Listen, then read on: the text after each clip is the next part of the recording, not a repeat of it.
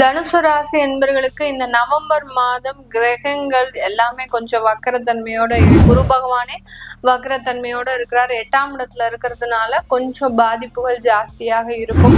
ராகு கேது வக்ர நிலையில இருக்கிறதுனால கொஞ்சம் பார்த்து சூதானமாக செயல்படக்கூடிய ஒரு அமைப்பாக தான் இருக்கு. சில முயற்சிகள்ல உங்களுக்கு தோல்விகள் இருக்கு. இந்த தனுசு ராசி என்பர்கள் நிறைய மன உளைச்சலுக்கு ஆளாகிறது ஒரு பலவீனமான உடல்நிலையை கொண்டு கொடுக்கறதுக்கு உண்டான ஒரு நேரமாக இருக்கும். 4ஆம் இடத்துல குடும்பஸ்தானாதிபதி வக்ர நிவர்த்தி அடையிறதுனால குடும்பத்துல இருக்கக்கூடிய சில பிரச்சனைகள் இந்த தனுசு ராசி என்பர்களுக்கு தீர்றதுக்கு உண்டான ஒரு நேரமாக இருக்கும். குடும்பமே இல்லாம இருக்கோம் மேடம், இன்னும் எங்களுக்கு திருமணம் ஆகல, இதனால நிறைய பிரச்சனைகள் மனவேதனையோட போயிட்டு இருக்கிற அப்படின்றவங்களுக்கு இந்த காலகட்டம் வரன்கள் அமையறதுல எல்லாம் எந்த விதமான ஒரு தொந்தரவுகளும் கிடையாது. நிறைய நெகட்டிவான விஷயங்களே அடுக்கிக்கிட்டே போலாம்.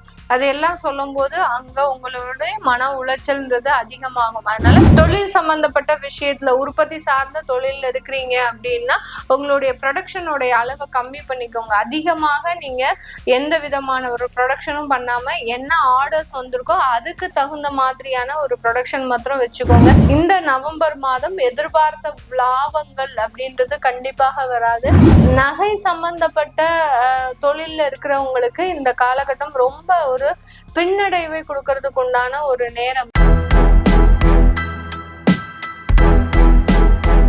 வணக்கம் நேர்களே, நான் உங்கள் ஆஸ்ட்ரோ பூர்ணா. இன்னைக்கு நாம பார்க்கக்கூடிய பதிவு நவம்பர் மாத பலன்கள். நவம்பர் மாதத்துல இருக்கக்கூடிய கிரகங்களின் கோச்சார அடைவுகள் முதல்ல பார்க்கும்போது கடக ராசியில குரு பகவான் உச்சநிலை அடைந்து இருக்கிறார். சிம்ம ராசியில கேது பகவான், அடுத்து கன்னி ராசியில சுக்கிரன் நீச்ச நிலை அடைந்திருக்கிறார்.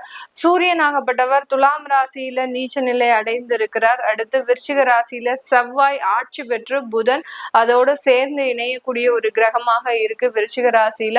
கும்ப ராசியில ராகு பகவான் எப்போதும் போல, அடுத்து சனி பகவான் வக்கரத்தன்மையோட மீன ராசியில இருக்கிறார். இதுதான் இந்த மாதத்துல இருக்கக்கூடிய கிரகங்களின் அடைவுகள். இந்த மாதத்துல கிரகங்கள் எந்தெந்த கிரகங்கள் வக்கரத்தன்மை அடைகிறது அப்படின்றத பார்க்கலாம். ஏன்னா இந்த மாதத்துல கிரகங்கள் வக்கரத்தன்மை அடையக்கூடிய ஒரு அமைப்புன்றது அதிகமாக இருக்கு. அதனால கிரகங்களாகப்பட்டது அந்த புதன் ஆகப்பட்டவர் 12ஆம் அதாவது 10ஆம் தேதி நவம்பர் மாதம் இந்த புதன் வக்ரத்தன்மையை அடைகிறார். 12ஆம் தேதி குருவாகப்பட்டவர் உச்ச நிலையில் இருந்து தன்னுடைய வக்ரத்தன்மையை அடைகிறார்.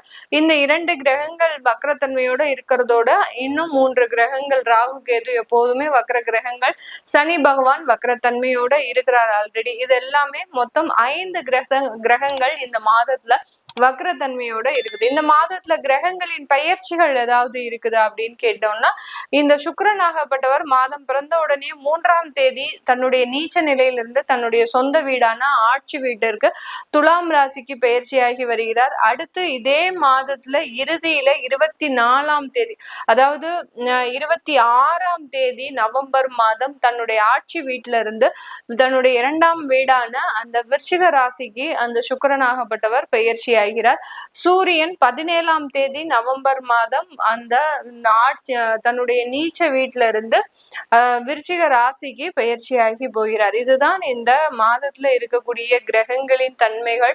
இந்த மாதத்துல ஏதாவது வக்ர நிவர்த்தி அடையுதா கிரகங்கள் அப்படின்னு கேட்டோம்னா, சனி பகவான் வக்ர நிவர்த்தி அடைகிறார். கிட்டத்தட்ட 5 மாதங்கள் கழித்து சனி பகவான் 28ஆம் தேதி நவம்பர் மாதம் வக்ர நிவர்த்தி பெறுகிறார். அதனால தன்னுடைய இயல்பு நிலைக்கு வரக்கூடிய ஒரு தன்மையை இந்த சனி பகவான் பெறுகிறார். இப்போ இருக்கக்கூடிய இந்த கிரகங்களின் அடைவுகள் படி என்னென்ன ஒரு சேஞ்சஸ் எல்லாம் இந்த காலகட்டத்துல ஒவ்வொரு ராசி என்பர்களுக்கும் வரப்போகுது அப்படின்றத இந்த பதிவுல தெளிவா பார்க்கலாம். இந்த சேனலை சப்ஸ்கிரைப் பண்ணாதவங்க சப்ஸ்கிரைப் பண்ணிக்கோங்க. பெல் பட்டன்ல ஆல் ஆப்ஷன் சூஸ் பண்ணிக்கோங்க. தனுசு ராசி என்பர்களுக்கு இந்த நவம்பர் மாதம் கிரகங்கள் எல்லாமே கொஞ்சம் வக்கரத்தன்மையோட இருக்கு. ஏன்னா தனுசு ராசிக்கு அதிபதியாகப்பட்ட அந்த குரு பகவானே வக்கரத்தன்மையோட இருக்கிறார். 8ஆம் இடத்துல இருக்கிறதுனால கொஞ்சம் பாதிப்புகள் ஜாஸ்தியாக இருக்கும். எதையும் நம்பி நீங்க சில வேலைகளை இழங்காதீங்க. எதையாவது ஒரு லாபம் செஞ்சிடலாம், ஏதாவது நம்ம பண்ணிடலாம் அப்படின்னு சில ஏதாவது பணத்தை கொண்டு போய் எங்கேயாவது போய் மாட்டிக்க கூடாது.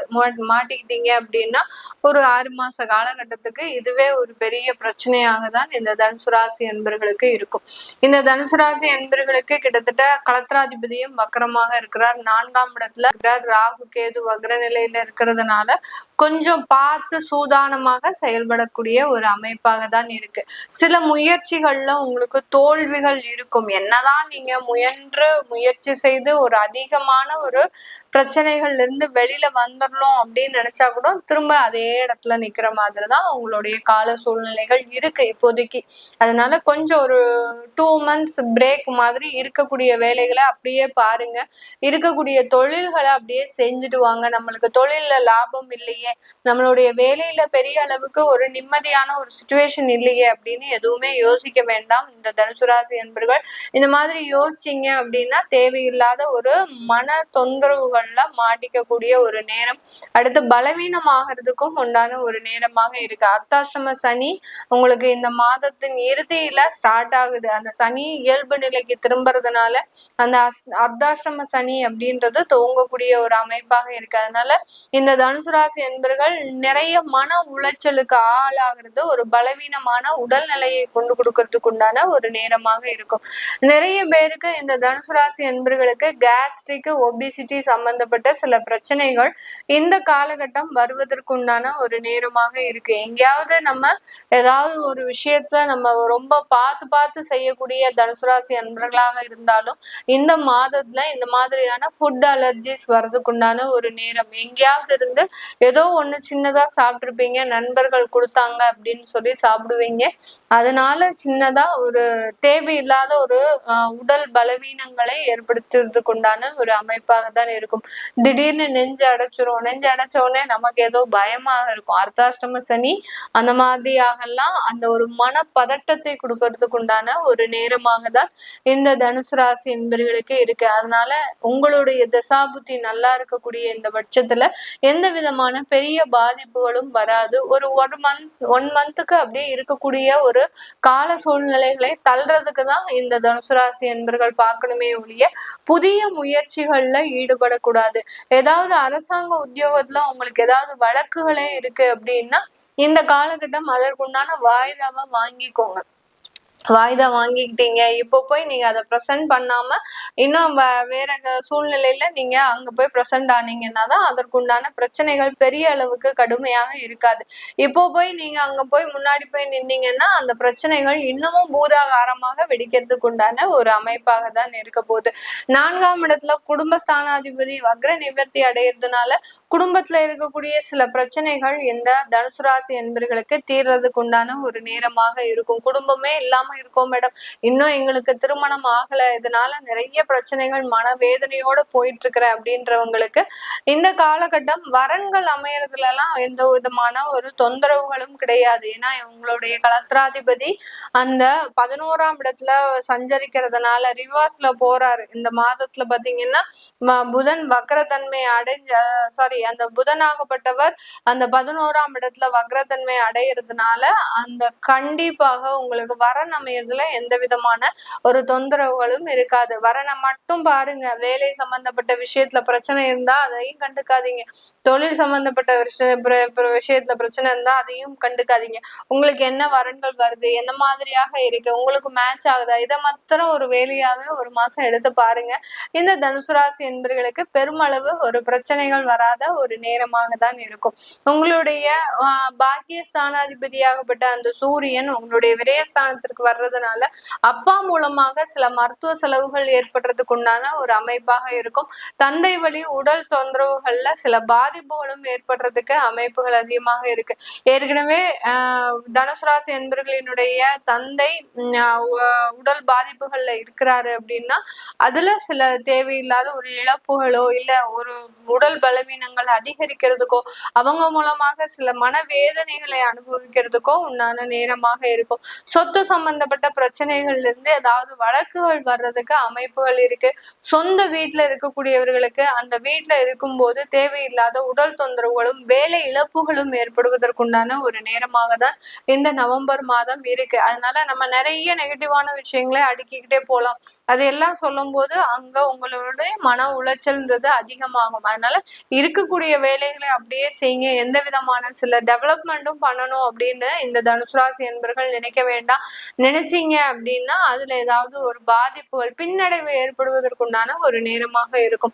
தொழில் சம்பந்தப்பட்ட விஷயத்துல உற்பத்தி சார்ந்த தொழில்ல இருக்கிறீங்க அப்படின்னா உங்களுடைய ப்ரொடக்ஷனுடைய அளவை கம்மி பண்ணிக்கோங்க. அதிகமாக நீங்க எந்த விதமான ஒரு ப்ரொடக்ஷனும் பண்ணாம என்ன ஆர்டர்ஸ் வந்திருக்கோ அதுக்கு தகுந்த மாதிரியான ஒரு ப்ரொடக்ஷன் மாத்திரம் வச்சுக்கோங்க. இஃப் சப்போஸ் உங்களுக்கு எக்ஸஸா எங்களுக்கு வேணும், நான் ஸ்டாக்ல வச்சுக்கணும்னு நினைக்கிறீங்கன்னா மினிமம் குவான்டிட்டியை மாத்திரம் ப்ரொடக்ஷன் பண்ணி நீங்க ஸ்டாக்ல வச்சுக்கிறது இந்த தனுசு ராசி அன்பர்களுக்கு நல்லது. இல்லாட்டி அந்த ஸ்டாக்ல இருக்கக்கூடிய ப்ராடக்டே பாத்தீங்கன்னா பல நாட்களுக்கு விற்காம தேவையில்லாம தேங்கி இருக்கிறதுக்குண்டான ஒரு அமைப்பாக இருக்கும்.